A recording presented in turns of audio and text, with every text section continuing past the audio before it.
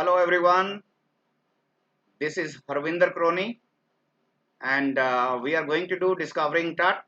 The saga continues. It's a story by A.R. Williams and this story is for the students of class 11th and this story has been taken from the book Hornbill. Now to understand this story, I just want that you must understand that this Discovering Tut. If you read the title, it is written the saga continues. Saga is what? Long story. Continuous means the story about this king is continuing. But the fact is this story is no longer continuing because earlier people were making efforts to find out how Tut died.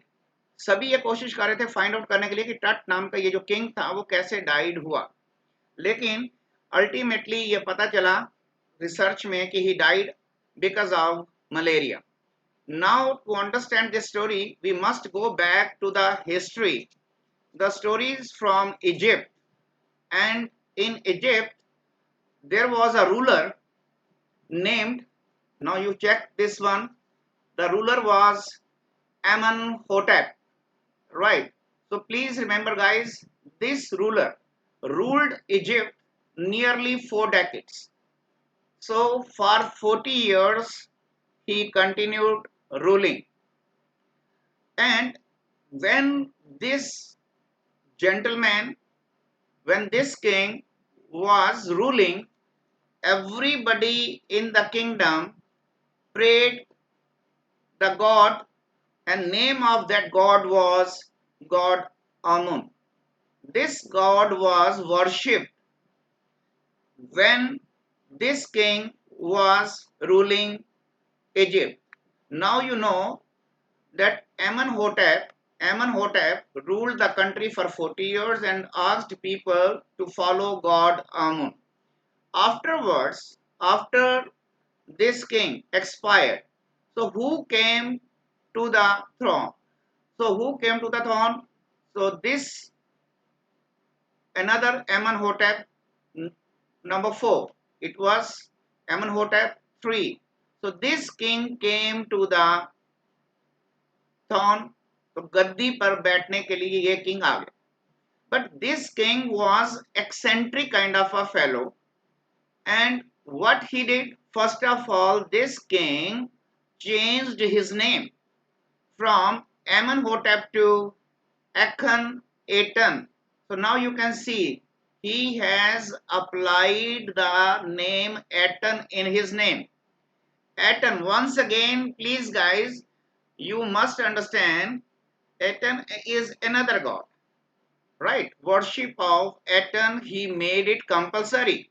अब इस king ने आते ही कहा कि अब कोई भी आमुन God को वर्शिप नहीं करेगा, and he closed all the temples of God Amun and asked people to start worship God Aten.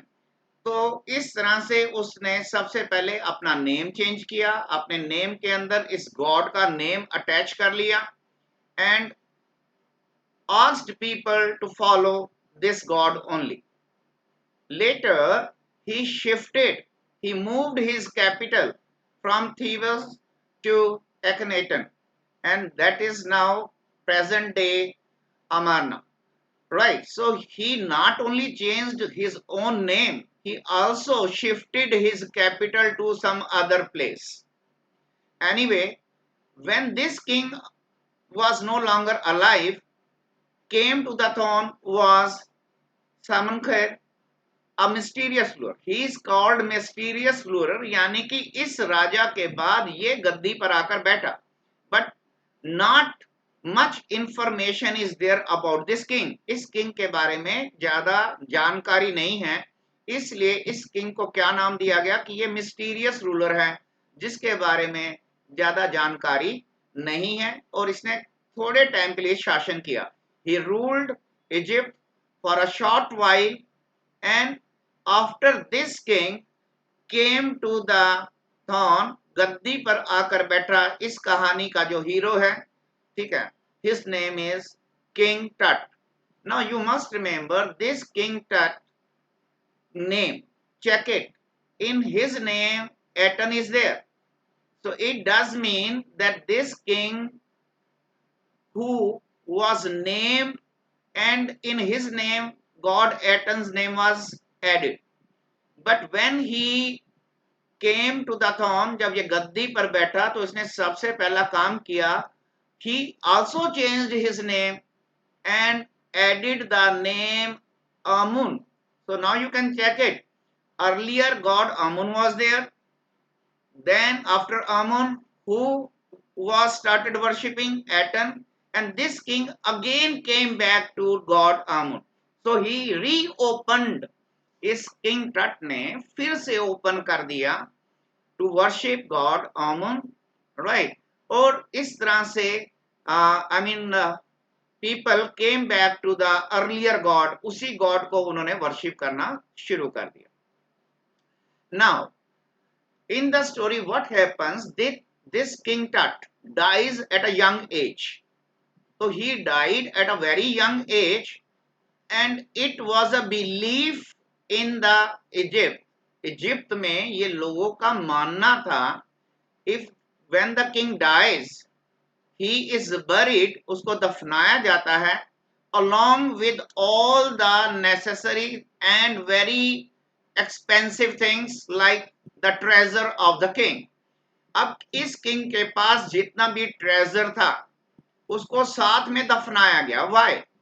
It was a believe that there is a life after death, कि इस डेथ के बाद एक और life है और उस लाइफ में इस किंग को ये सब चीजों की जरूरत पड़ेगी.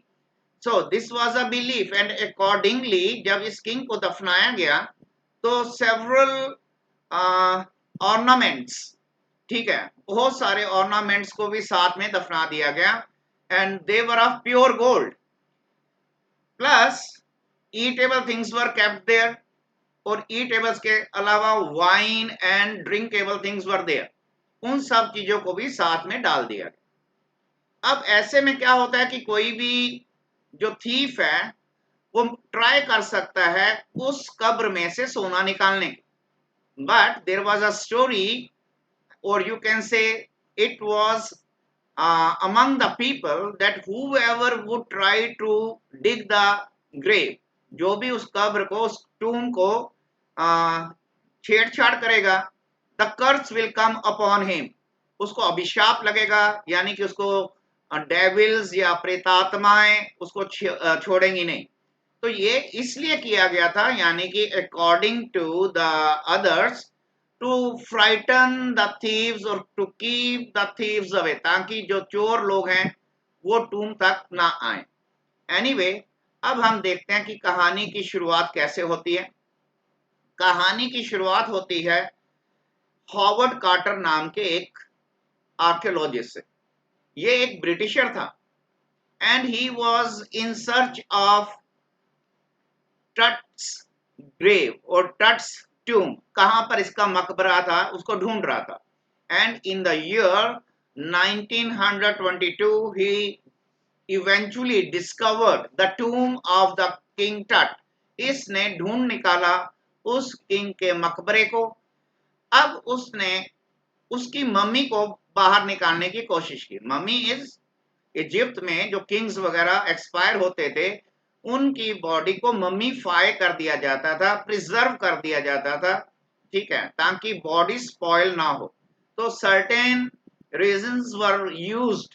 ओके, तो अपनी परंपराओं के अनुसार उन्होंने किंग को दफनाया हुआ था.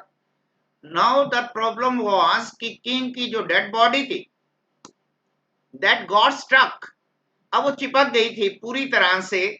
जो रेजिन्स का उन्होंने यूज किया था, जो एडहेसिव्स को उन्होंने यूज किया था, ठीक है, उस किंग को दफनाते वक्त, उनकी वजह से अब बॉडी जो है पूरी तरह से चिपक चुकी थी और वो उसको बाहर नहीं निकाल पा रहे थे, एक्सट्रैक्ट नहीं कर पा रहे थे.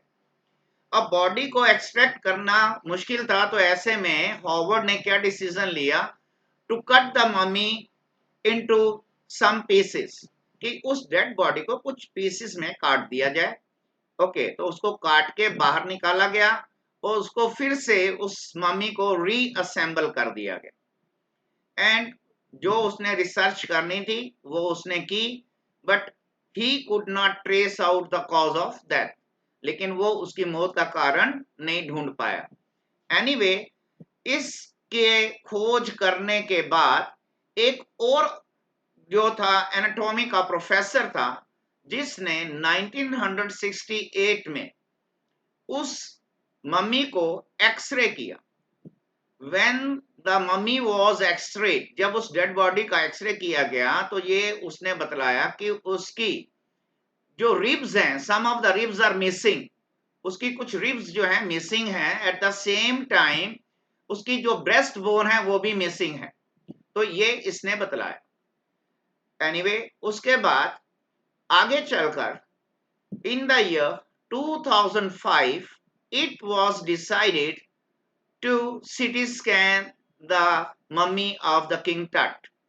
अब 2005 में जब उसकी सीटी स्कैन करनी थी, उस बॉडी को बाहर निकाला गया, और जब बॉडी को बाहर निकाला तो प्रॉब्लम को फाइंड आउट करने के लिए जब उसको सीटी स्कैन किया गया, तो सीटी स्कैन होने से पहले जो इजिप्ट कंट्री का उस समय का जब ये सीटी स्कैन होना था, जो जनरल सेक्रेटरी था, ठीक है, जिसका नाम है जाही, he was afraid or he was thinking that the body would be in miserable condition.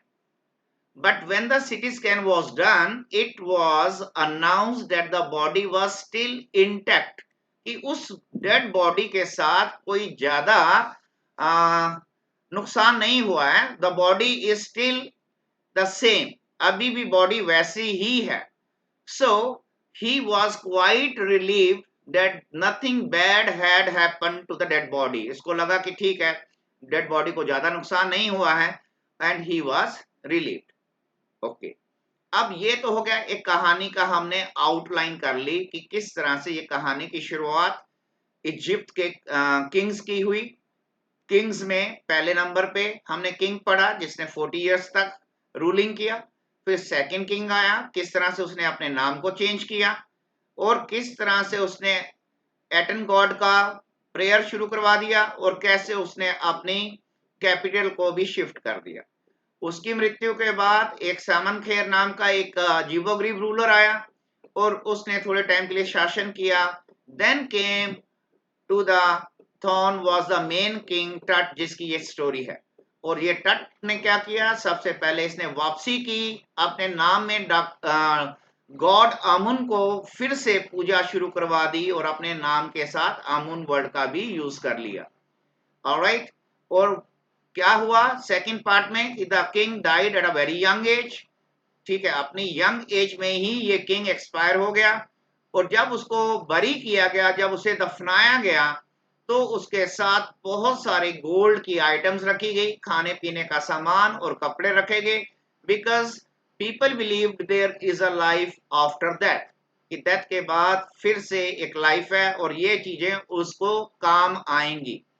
Anyway, फिर उसके बाद हम पढ़ते हैं कि कहानी में किस तरह से हॉवर्ड नाम के एक आर्कियोलॉजिस्ट ने 1922 में उसकी ग्रेव को, उसके टूम को खोज निकाला, उसकी मम्मी को बाहर निकाला, पीसेस किए। क्यों? क्योंकि मम्मी एक्सट्रैक्ट नहीं हो पा रही थी, क्योंकि रेजिन्स का यूज किया गया था डेड बॉडी को मम्मीफाई करने के लिए। वो जो एडहेसिव्स यूज हुए थे चिपकने वाले, ठीक है, तो उनकी वजह से मम्मी चिपक चुकी थी। एनीवे, उसके बाद क्या हुआ कि ईयर 68 में 1968 में एक एनाटॉमी के प्रोफेसर ने एक्सरे किया और उसने बतलाया कि उसकी कुछ रिब्स गायब हैं और उसकी ब्रेस्ट बोन भी गायब है। और ईयर 2005 में आके ये डिसाइड किया गया कि उसकी डेड बॉडी का सीटी स्कैन किया जाए। और सीटी स्कैन होने से पहले सेक्रेटरी जनरल को डर था कि डेड बॉडी की कंडीशन खराब होगी, बट सीटी स्कैन में ये पाया गया nothing terrible had happen to the body, body was still intact, body अभी भी ठीक थी और ये अपने आप को काफी रिलीव्ड महसूस करता है। अब इस कहानी में हमें कुछ ऐसे पॉइंट्स देखने होंगे जहाँ की हमें पता चले कि कौन कौन से ऐसे पॉइंट्स हैं जिनको करते वक्त हमें प्रॉब्लम फेस करनी पड़ती है एग्जाम्स में। सबसे पहला पॉइंट हमें लेना चाहिए कि जब वहां पर सीटी स्कैन किया जा रहा था तब क्या क्या घटना हुई, नंबर वन। नंबर टू, जब पहली बार डेड बॉडी को डिस्कवर किया गया तब उसमें क्या क्या पाया गया।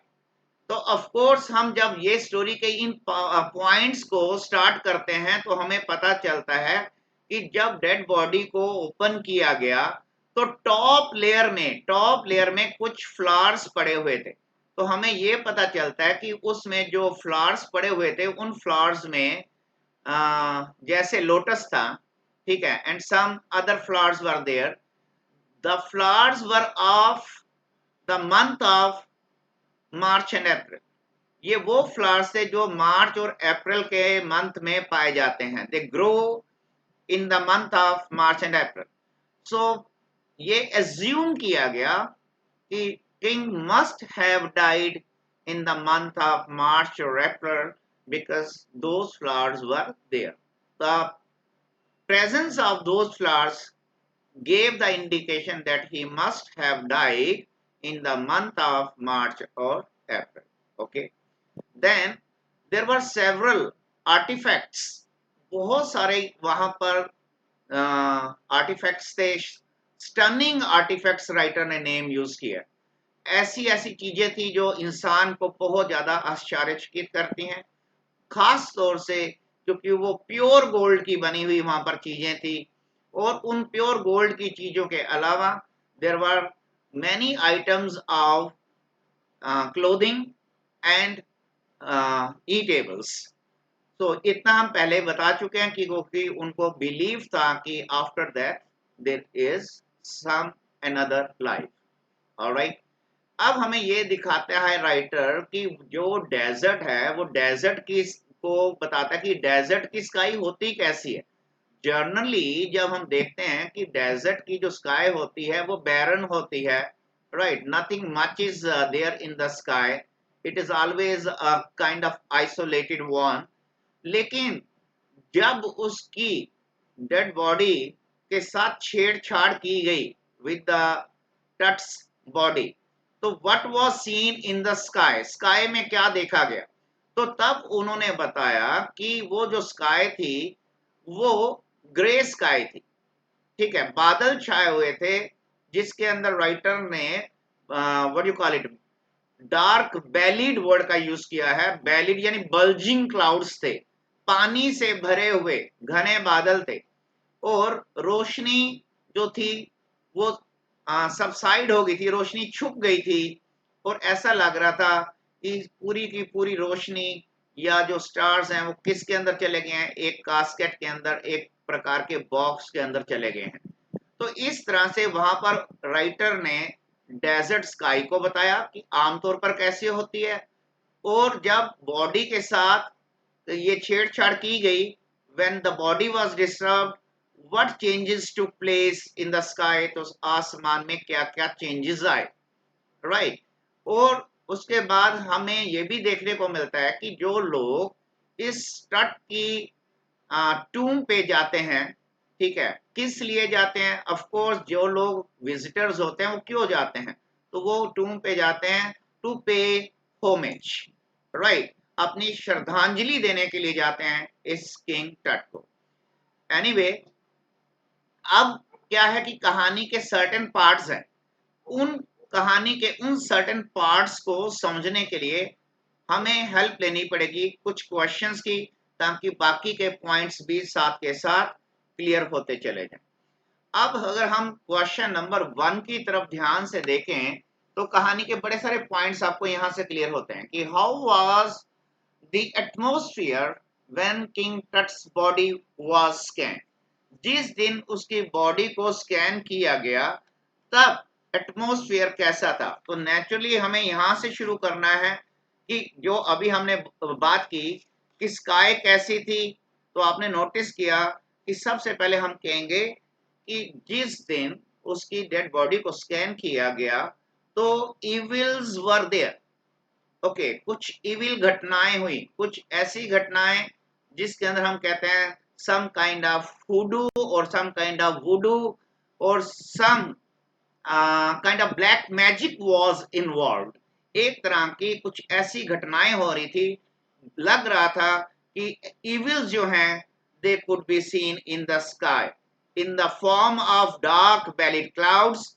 अभी मैंने आपको बताया कि राइटर ने अपनी स्टोरी लिखते वक्त डार्क बेलिड क्लाउड्स का इस्तेमाल किया है, डार्क बेलिड। ओके, तो आपको ध्यान देना होगा कि ये क्या होते हैं डार्क बेलिड, यानी कि जो बल्जिंग और you can say full of water, वो क्लाउड जिनमें खूब सारा पानी भरा हुआ था। ठीक है, वो कहां पर थे? Over the desert, over the desert, desert के ऊपर पूरे बादल छाए हुए थे। और वहां पर कैसी विंड चल रही थी, तो हमें ये भी देखना है कि उस समय विंड जो थी वो कैसी थी। तो राइटर ने यूज किया है एक्सप्रेशन GHOSTLY, घोस्टली विंड। तो इस वर्ड को ध्यान रखिएगा कि इससे हमें ये पता चलता है कि विंड जो थी बहुत तेज थी उस समय, राइट। और राइटर जो है घोस्टली, और साथ में विंड से पहले राइटर ने यहाँ पर डस्ट वर्ड का भी इस्तेमाल किया है कि डस्ट विंड चल रही थी, ऐसी विंड जिसमें खूब सारी डस्ट उड़ रही थी। जैसे आप लोग मूवीज देखते हैं, ठीक है, अगर वो ड्रावनी मूवी है तो धूल उड़ती हुई दिखा दी, तो ऐसा लग रहा था some kind of evil forces were at war, some kind of evil forces were at war, कि कुछ बुरी शक्तियां उस समय काम कर रही थी। तो इस तरह से हमने इसके आंसर को फ्रेम करना होगा, the points I have just mention. तो please let's have a look at question number 2। Why is 5th January 2005 a significant date? तो टट की स्टोरी में, किंग टट की स्टोरी में ये डेट क्यों इंपॉर्टेंट है? तो अभी अभी आप लोगों ने देखा कि ये क्यों है, क्योंकि because on this day the world's most famous mummy, world's most famous mummy that was gilded from head to toe, okay, जो सर से पांव तक जो थी उसको स्कैन किया गया था। और ये एक ऐसी बॉडी थी जहां पे उसके साथ बहुत सारा प्योर सोना भी इन्वॉल्व था। एंड ये क्यों किया जा रहा था CT scan? Of course you have to say to solve, क्योंकि सॉल्व करना चाह रहे थे लोग द मिस्ट्री को। किस मिस्ट्री को?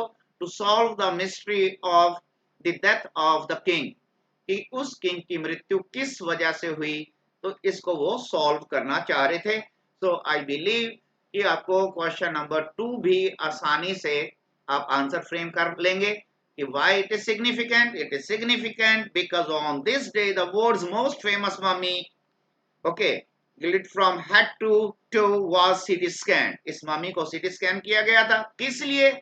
In order to solve the mystery, ताकि इस मिस्ट्री को सॉल्व किया जा सके, how King Tut died, कि किस तरह से उसने मृत्यु को प्राप्त किया, what was the cause. All right, now we have to start with the question number 3. Why did tourists come? Tourist वहां पर आते क्यों थे? ठीक है, और उन्होंने व्हाट डिड दे डू, उन्होंने किया क्या? तो अब आप बड़े आसानी से इसको समझ सकते हैं कि सबसे पहले हमें यह कहना पड़ेगा कि ये जो टूरिस्ट वहां पर आते थे किस लिए आते थे? ऑफ कोर्स सबसे पहला पॉइंट हमें लिखना पड़ेगा टू पे। ठीक है, टू पे, क्या चीज करने के लिए? To pay their homage, to pay their homage.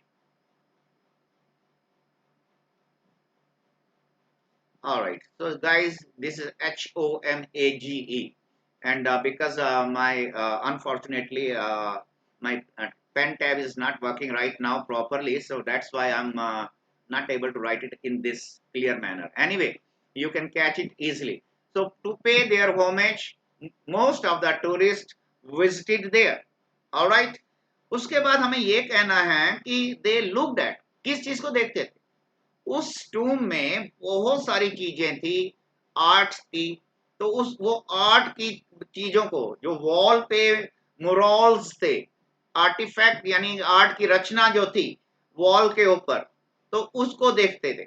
और कुछ लोग क्या करते हैं, सम ऑफ द टूरिस्ट, वो अपनी गाइड बुक्स को पढ़ते हैं, और कुछ टूरिस्ट जो हैं चुपचाप खड़े रहते हैं in a silent manner and they keep looking at the mummy, और वो उस मम्मी को देखते रहते हैं, ठीक है, तो किंग टट की मम्मी को। एनीवे इस तरह से हमने इन 3 क्वेश्चंस को कर लिया। एग्जाम में और किस टाइप का क्वेश्चन आ सकता है, तो प्लीज ध्यान दीजिए क्वेश्चन नंबर 4 के ऊपर। क्वेश्चन नंबर 4 में अगर आप देखें तो what superstition had prevailed about टट, टट किंग के साथ कौन सा सुपरस्टिशन जुड़ा हुआ था, और जो ये हावर्ड कार्टर नाम का आर्कियोलॉजिस्ट था वो बिलीव क्यों नहीं करता, क्या उसने बिलीव किया उन चीजों पे, तो हम कहेंगे नहीं, क्योंकि हमें मालूम है कि he is a man of science, he would not believe in the superstitions. तो इफ समबडी डिस्टर्ब, सुपरस्टिशन क्या था, if somebody disturbed the resting king in the grave, जो किंग अपनी ग्रेव में रेस्ट कर रहा है, ठीक है, अगर उसे कोई डिस्टर्ब करेगा, if somebody disturbed the resting king in the grave he would become the victim, वो एक शिकार हो जाएगा, किसके गुस्से का शिकार बनेगा। तो प्लीज आपको ये भी ध्यान रखना है कि आपके चैप्टर में जो वर्ड राइटर ने यूज किया है वो है फेरो, PHA, ओके, RAOH, फेरो, ये यानी कि आपके चैप्टर में राइटर ने यूज किया है फेरो वर्ड को। फेरो मीन्स किंग, ठीक है, फेरो means king.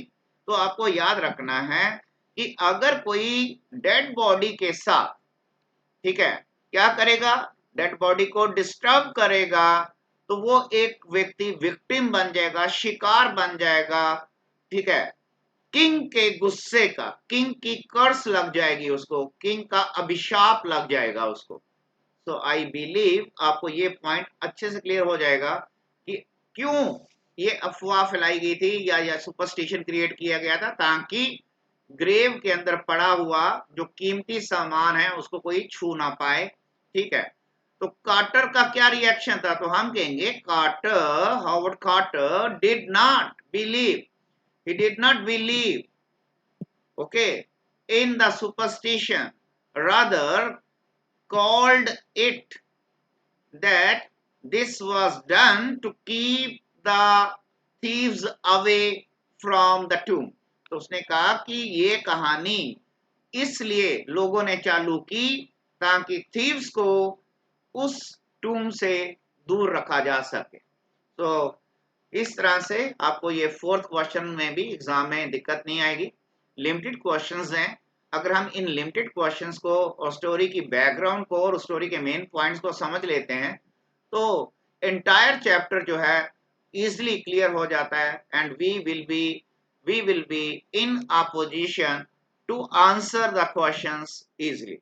Alright, next see, do you think Howard Carter was absolutely wrong in cutting King Tut's body into pieces? Why?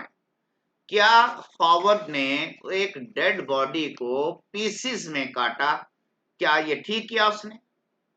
तो हम कहेंगे कि नहीं, he was wrong, he was wrong as he did not use scientific methods in excavating or in extracting the King Tut's mummy। तो जो उसने king टट की मम्मी को बाहर निकालना था तो उसने काट के निकालना, तो एक डेड बॉडी है, तो it means you are just doing something that is not acceptable, कि एक डेड बॉडी को आप पीसेस में चेंज कर रहे हैं। तो हम कहेंगे he was wrong as he did not use some scientific methods in extracting the dead body, और rather he disfigured it, उसने उस मम्मी को पूरी तरह से डिसफिगर्ड किया, okay, by cutting it into pieces, okay, spoiled the figure of the dead body, and the reason behind, we all know that he wanted to find out the cause of the death, but to find out the cause of the death, if somebody spoils the years old dead body, is not acceptable। Anyway, that's the way we have to answer it। Next one. Of course, there are many other ways of giving the answers. You can say yes also. I mean, in the sense you can say no. There was nothing wrong in cutting the dead body into pieces because he had a reason behind it because he wanted to find the cause of the death. And if he was doing some scientific research, otherwise, if a person dies and how doctors perform uh, their findings when they take the dead body and they start finding the cause of the death. तो आप सभी को पता कि किस तरह से ये हॉस्पिटल्स में होता है, ठीक है। तो हमें यहाँ ध्यान देना होगा कि हम उस तरह से आंसर्स फ्रेम कर सकते हैं, बट स्टिल क्योंकि हमें we are not going to I mean discussion of any kind. तो सिंपल वे अगर हमें स्कूल लेवल पे आंसर फ्रेम करना है तो simple answer is okay fine, he was not justified और he was not right in cutting the dead body into pieces। तो इस तरह से हम अपने आंसर को फ्रेम कर सकते हैं। Alright, next one, who pointed out that the mummy was in a bad shape, in a bad condition, and who was held responsible for it? किसने बतलाया कि मम्मी की कंडीशन खराब हो चुकी थी? तो आप सभी को मालूम है कि हमने अभी बात की कि किसको लगता है कि मम्मी की कंडीशन खराब हो चुकी है। तो हम बेटर है कि हम इसको स्टार्ट करें 6 नंबर को कि जो जाही था, जो जनरल सेक्रेटरी था, उसको लगता है कि यार ये डेड बॉडी को निकालेंगे ना तो इसकी कंडीशन बड़ी खराब होगी क्योंकि इसके साथ छेड़छाड़ बड़ी बार हो चुकी है इस मम्मी के साथ। तो किसी ने एक्सरे किया, ठीक है, और किसी ने पीसीस किए इस बॉडी के, उसको लगता है खराब हो चुकी होगी। तो हम कहेंगे जाही जो था pointed out that the mummy was in a bad condition because Carter had cut the body into pieces as it was stuck। उसने पीसेस में क्यों किया था हमें ये भी बताना जरूरी होगा क्योंकि इट वॉज स्टक, क्योंकि बॉडी जो थी स्टक थी, ठीक है, पूरी तरह से bottom of the coffin, coffin के साथ चिपकी हुई थी, राइट। और रीजन क्या था, किस वजह से वो पूरी तरह से उसके साथ बॉटम पे स्टक हो चुकी थी? तो हमें लिखना पड़ेगा बिकॉज ऑफ द रिचुअल। ये जो चैप्टर में वर्ड यूज हुआ है मैं आपके लिए वो लिख रहा हूँ। चैप्टर के कुछ वर्ड इसलिए जानना जरूरी होता है कि कई बार क्या होता है क्वेश्चन जो है इनके ऊपर आ जाते हैं। जैसे आपको क्वेश्चन आ सकता है what do you understand by ritual reasons, ठीक है, रिचुअल रेजन से आपका क्या अभिप्राय है, आप इससे क्या समझते हैं? तो हम नेचुरली इसके बारे में लिख सकते हैं कि ये क्या चीज होती है कि ये वो एडहेसिव्स होते हैं, ठीक है, used in mummifying the dead body, जो प्रयोग किए जाते हैं एक डेड बॉडी को ममीफाई करने के लिए। तो इनकी वजह से, ठीक है, वो बॉडी चिपक गई थी, स्टक हो गई थी। सो इस तरह से आपने देखा कि उसने ये बतला दिया कि मम्मी जो थी बैड कंडीशन में थी और हमने कहा कि किसको रिस्पॉन्सिबल ठहराया उसने? कार्टर को। क्यों? क्योंकि कार्टर ने उस बॉडी को निकाला था, पीसेस किए थे, और पीसेस करने का रीजन क्या था हमने वो भी बता दिया, क्योंकि रिचुअल रेजिन्स का प्रयोग किया गया था, यूज किया गया था उस डेड बॉडी को मम्मी बनाने के लिए। Anyway, let's move on to the question number 7। In question number 7, now check it. What was the nature of the wealth with which King Tut's mummy was buried? यानी कि ऐसी कौन कौन सी चीजें थी जिनके साथ किंग टट को दफनाया गया था, बरी किया गया था। What were the things of the daily use, ठीक है, which were buried with him? और डेली यूज की कौन कौन सी चीजें जो थी उसके साथ उसको दफनाया गया था? तो हम कहेंगे yes, the Tut was buried with first thing हमें क्या बताना पड़ेगा? The Tut was buried with several stunning artifacts. तो याद रखना, मैंने अभी थोड़ी देर पहले भी बताया था आपको कि चैप्टर के हम ये वर्ड्स क्यों यूज करते हैं। एक ही रीजन होता है कि जब आप आंसर्स फ्रेम करते हो तो टीचर को पता चल जाता है कि अगर आप चैप्टर के वर्ड्स यूज करते हैं तो टीचर को आइडिया हो जाता है कि आप उस स्टोरी को गो थ्रू कर चुके हैं और आप इन वर्ड्स को बड़े आसानी से समझ पा रहे हैं, ठीक है, और इसीलिए आप उनको आंसर फ्रेम करते वक्त उन वर्ड्स का यूज भी कर रहे हैं। तो हम कहेंगे कि स्टनिंग क्या थे, वहां पे आर्टिफैक्ट्स थे, तो इसका यूज करना आपको आना चाहिए, स्टनिंग आर्टिफैक्ट्स। आर्टिफैक्ट्स के लिए हम इसलिए इतना जोर दे रहे हैं क्योंकि जब आप यूज करेंगे तो टीचर एकदम से समझ जाएगा कि you know the art of writing answers also, ARTE, artifacts. अब इसको स्टनिंग क्यों कहा गया, तो आप सभी को मालूम है, हम स्टोरी में ये पढ़ चुके हैं कि इसको हमने स्टनिंग क्यों कहा है, क्योंकि they were made of pure gold, क्योंकि वो शुद्ध सोने के बने हुए थे। बिसाइड्स इसके अतिरिक्त और क्या क्या चीजें थी, तो हम कहेंगे बिसाइड्स एवरी डे थिंग्स। तो आपको ये लिखना बहुत जरूरी होगा, बिसाइड्स के बाद every day, EVERY, every DAY, ये इकट्ठा लिखना, एवरी अलग और डे अलग मत करना, क्योंकि यहाँ इसको एज एन एडजेक्टिव यूज किया जा रहा है।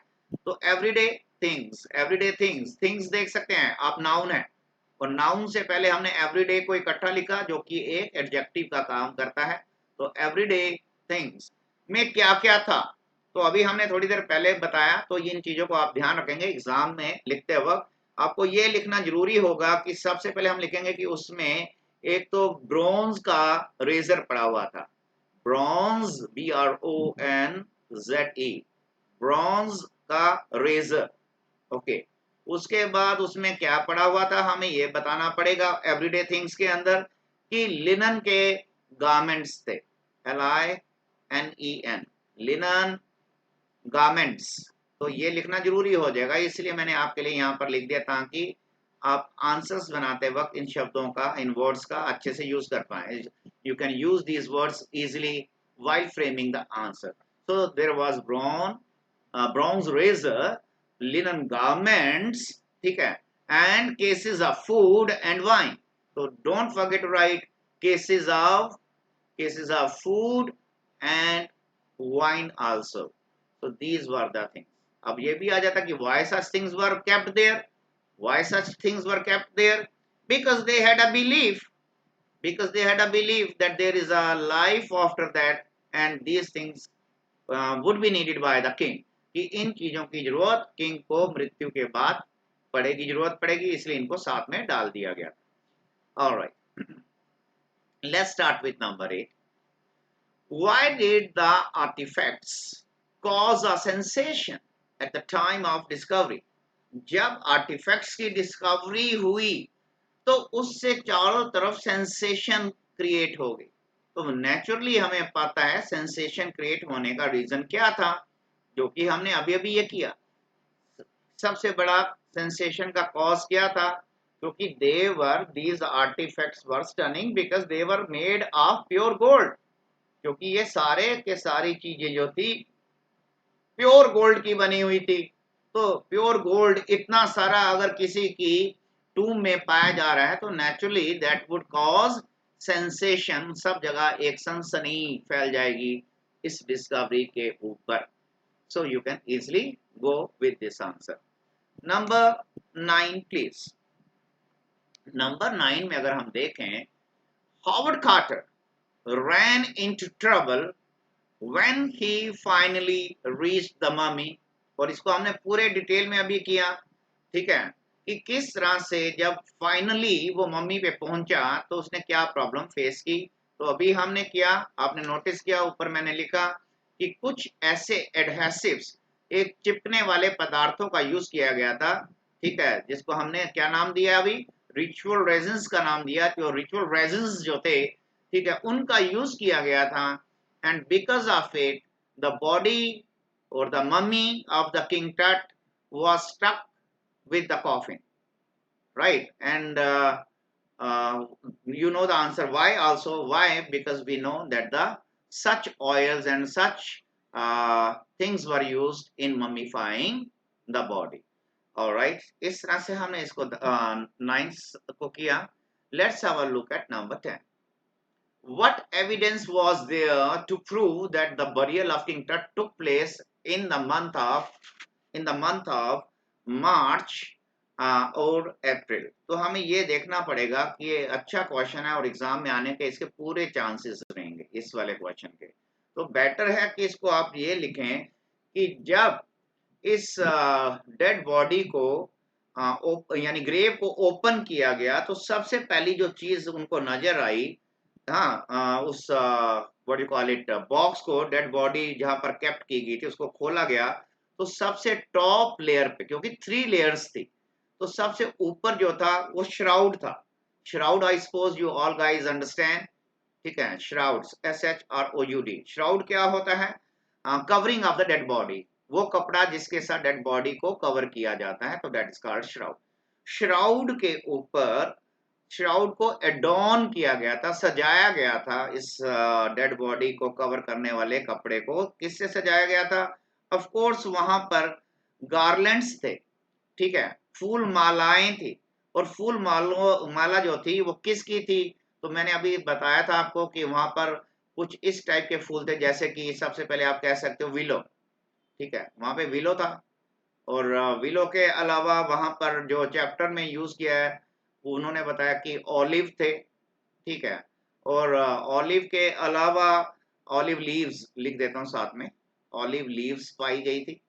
और ऑलिव लीव्स के अलावा जो थे, लोटस था, वो मैंने आपको बता दिया, लोटस के पेटल्स थे। और यहाँ तक कि कॉर्न फ्लावर्स भी थे वहां पे, ठीक है। तो कॉर्न फ्लावर्स, तो आपको मैंने ये बता दिया था स्टोरी की आउटलाइन करते वक्त कि कॉर्न फ्लावर्स और ये विलो ऑलिव लीव्स, ये सब वहां पर इजिप्ट में किस मंथ में पाए जाते हैं? of course I told you, in the month of March or April, right? So they made a guess that the king died in the month of March or April. So what evidence was there to prove? क्या हमारे पास सबूत है जिससे पता चलता है कि burial जो था मार्च और अप्रैल में हुआ? तो इन फूलों का होना ये बतलाता है कि ये मार्च या अप्रैल के अंदर उसको बरीड किया गया, दफनाया गया किंग टट को, क्योंकि ये चीजें मार्च और अप्रैल में अवेलेबल होती हैं। उसके बाद नेक्स्ट क्वेश्चन देखिए, व्हाट चेंजेस डिड किंग टट ब्रिंग? किंग टट ने अपने रूलिंग के दौरान क्या क्या चेंजेस किए? तो अभी जब हमने स्टोरी को शुरू किया था तो मैंने उसी समय बताया कि किंग टट का सबसे पहला क्या था, उसने अपने नेम को चेंज किया, ठीक है, his name, changed his name. And what name he added in his name? Amun, okay, god Amun का उसने नेम अपने नाम के साथ लगाया। उसके बाद इसने क्या किया? रेस्टोरेशन किया। आपको ये वर्ड लिखना पड़ेगा, he brought about restoration, he brought about restoration, यानी उसने फिर से जीवित कर दिया, फिर से शुरुआत कर दी। किस चीज की? द ओल्ड कस्टम्स की, पुराने जो रीति रिवाज थे। कैसे उन कस्टम्स की शुरुआत की? बाय रीओपनिंग, उसने फिर से ओपन कर दिया, किंग टट ने फिर से रीओपन कर दिया था ओल्ड टेम्पल्स, ठीक है, पुराने मंदिरों को, ठीक है, जहां पे गॉड अमुन की वर्शिप किया जाती थी। तो उन सभी टेम्पल्स को उसने फिर से रीओपन कर दिया, फिर से लोगों को अलाउ कर दिया। तो इस तरह से अगर हम देखें, we have seen the outline of the story and we have seen some questions connected to it. अब इसके बाद हमें क्या ध्यान देना होगा कि इस कहानी में इसके अलावा हमें रेफरेंसेस के क्या क्या क्वेश्चंस आपके एग्जाम में आते हैं। तो सबसे पहला हमने करना है कि जो वर्ड आपको ध्यान रखना होगा, let me start with grey coloured, इसको मैं लिख देता हूं आपके लिए, GR, ओके, ग्रे क्लाउड्स या ग्रे कलर्ड क्लाउड्स लिख देता हूं, ग्रे कलर्ड क्लाउड्स। अब ना ये आपको किस तरह से इतना सा जो मैंने लिखा है, ये क्वेश्चन कैसा रहेगा? तो हम कहेंगे कि ग्रे कलर्ड क्लाउड्स ने क्या किया था, what was the role of these clouds, तो हम कहेंगे grey coloured clouds that hide, इन्होंने छुपा दिया। Grey coloured clouds that hide, इन्होंने छुपा दिया किस चीज को, इनके पीछे स्टार्स जो थे, बादलों के पीछे स्टार्स जो थे वो छुप गए, स्टार्स हाइड हो गए। ठीक है, ऐसा लग रहा था कि इन स्टार्स को प्लेस कर दिया गया हो, हाइड स्टार्स। ठीक है, और हम क्या लिख देंगे, लाइक प्लेसिंग, स्टार्स के बाद हम ये लिख सकते हैं स्टार्स लाइक प्लेसिंग देम, या मैं यहाँ पर लिख ही देता हूँ ताकि आपको आंसर फ्रेम करते वक्त ज्यादा दिक्कत ना आए।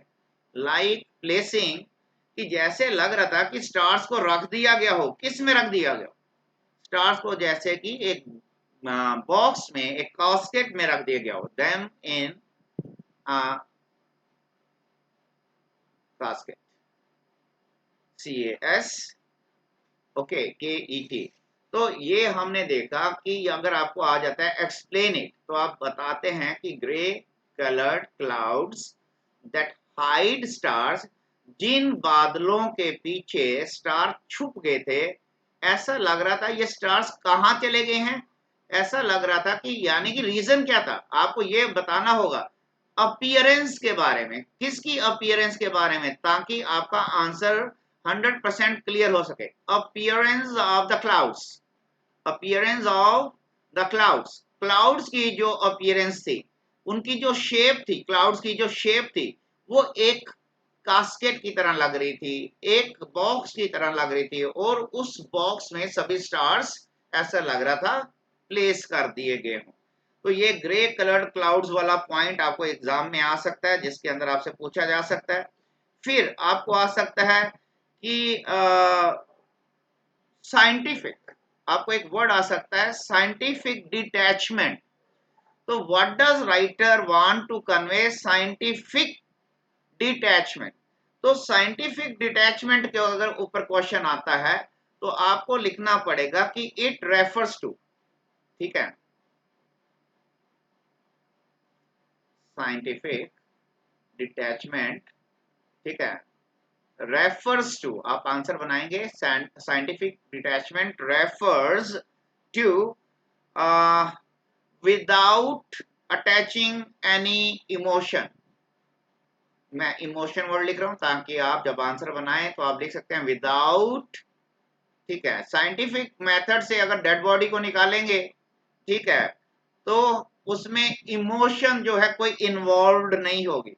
अगर इमोशन इन्वॉल्व नहीं होगी यानी कि नो इमोशन और नो फीलिंग, ये नहीं कि उसके प्रति आपको फीलिंग होगी, फीलिंग होगी तो उसके ऊपर रिसर्च नहीं हो पाएगी। ठीक है, यानी आपको मैं ये बता रहा हूं कि जब डेड बॉडी को पोस्टमार्टम के लिए भेजा जाता है तो पोस्टमार्टम में डॉक्टर्स के अंदर इमोशन और फीलिंग होगी तो वो पोस्टमार्टम नहीं कर पाएंगे। तो इसीलिए जब उस मम्मी को निकाला जा रहा था तो साइंटिफिक डिटैचमेंट, यानी कि आपने देखा कि उसमें साइंस का यूज होना था, उसमें इमोशन और फीलिंग नाम का कोई जगह नहीं थी कि वो एक डेड बॉडी को पीसेस में काट रहे हैं। तो प्लीज गाइस इस पॉइंट को याद रखिएगा, जिसके ऊपर क्वेश्चन या रेफरेंस का क्वेश्चन आने के चांसेस होते हैं। ठीक है, और इसके अलावा आपको मैंने आपको बता दिया था कि what are the things associated with evil.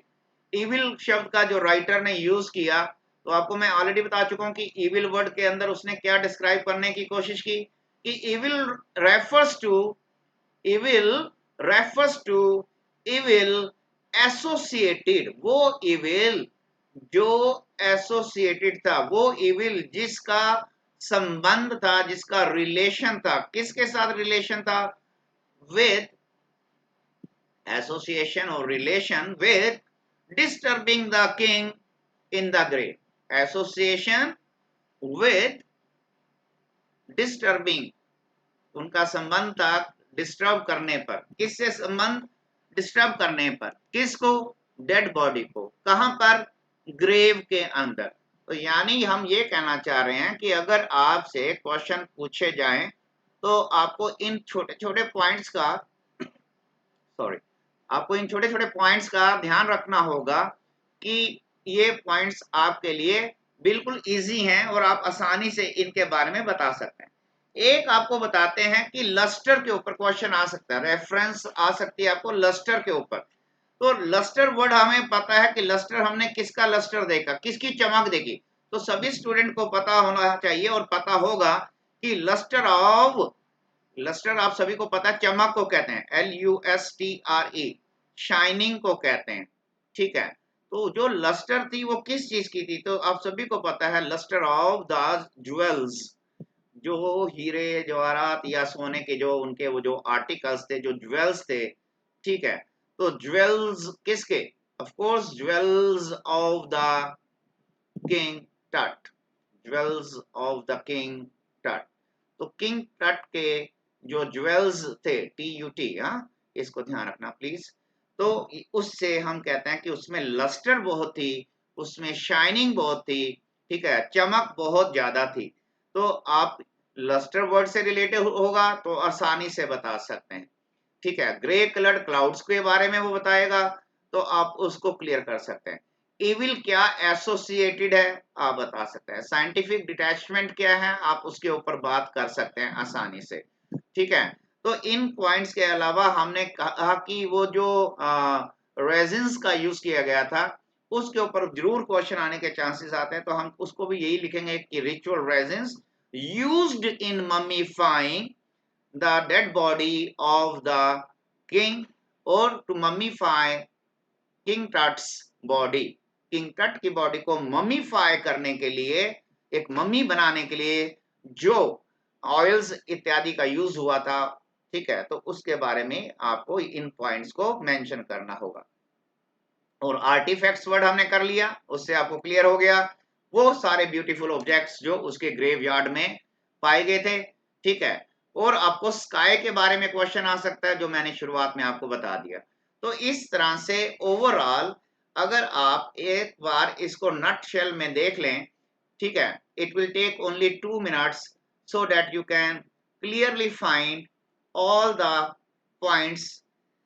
Number one, the story is about Amenhotep, one king who ruled Egypt for 4 decades. After this king who came, Amenhotep IV came. And what kind of a man he was? Number 4 king, what kind of a man he was? तो हम लिखेंगे he was an eccentric। अगर आपने इस point को नहीं है ध्यान तो प्लीज ध्यान दे देना। He was an eccentric kind of a king। Right, क्यों? सबसे पहले उसने आते क्या किया, आपने नाम को ही चेंज कर लिया and used Aten in his name, and Aten is the name of a god and he said this god will be prayed and he stopped. Okay, he put you can say he stopped people from worshipping Amun god। तो उसने इस God को शुरुआत करवा दी। और ये इसको हम एक्सेंट्रिक इसलिए भी कहते हैं because he moved his capital from Thebes to Akhenaten। And after this king मैंने बताया this king came and ruled for a while. फटाफट से मैं ये छोटे छोटे पॉइंट्स एक बार रिवाइज करवा रहा हूं ताकि आप स्टोरी पार्ट को जब करें तो आपको ज्यादा दिक्कत ना हो। So that's why I'm revising these points। And afterwards, this king came and started ruling। And first of all, what changes he made? अभी हमने इसको मैंने क्वेश्चन भी करवा दिया, what changes he made? तो अपना नाम भी चेंज किया and brought restoration। फिर से इसने शुरुआत करवा दी अमन गॉड के वर्शिप की, फिर से शुरुआत करवा दी by reopening the old temples of God। अमन के पुराने मंदिरों को खुलवा दिया जो बंद कर दिए गए थे। एनीवे आगे कहानी ये किसने लिखी है स्टोरी, मतलब उस स्टोरी में क्या बताया गया कि हॉवर्ड कार्टर नाम का जो आर्कियोलॉजिस्ट था उसने इसकी तट की टूम को खोज निकाला था और उसने उसकी बॉडी को एक्सट्रैक्ट करके निकाला था। और बॉडी एक्सट्रैक्ट करते वक्त क्या प्रॉब्लम्स आई आप सभी को पता है। उसके बाद एक एनाटॉमी के प्रोफेसर ने उसकी डेड बॉडी को एक्सरे किया और एक्सरे करने के बाद उसने डिस्कवर किया उसकी ब्रेस्ट बोन गायब है, रिब्स गायब है। एनीवे 2005 में ये डिसाइड किया गया सीटी स्कैन होगा और सीटी स्कैन से एक रात पहले जो जाही नाम का जनरल सेक्रेटरी था उसको डर लग रहा था कि डेड बॉडी की कंडीशन बहुत बुरी होगी क्योंकि इसको पता था कि उसकी डेड बॉडी को एक्सरे भी किया गया, उसकी बॉडी के पीसेस भी किए गए थे, तो he was worry the body would be in bad condition, but after the CT scan it was found that the body was really intact, nothing bad had happened to the body, right. और उसके बाद हमने किस तरह से with the help of these 10 questions we have covered all the main points. So guys, I believe I tried to simplify, okay, I tried to simplify the story so that you can understand it. So in case of any doubts, of course you can stay in touch with me, and when the time comes, you guys can ask anything related to this story. Thank you guys, God bless you all.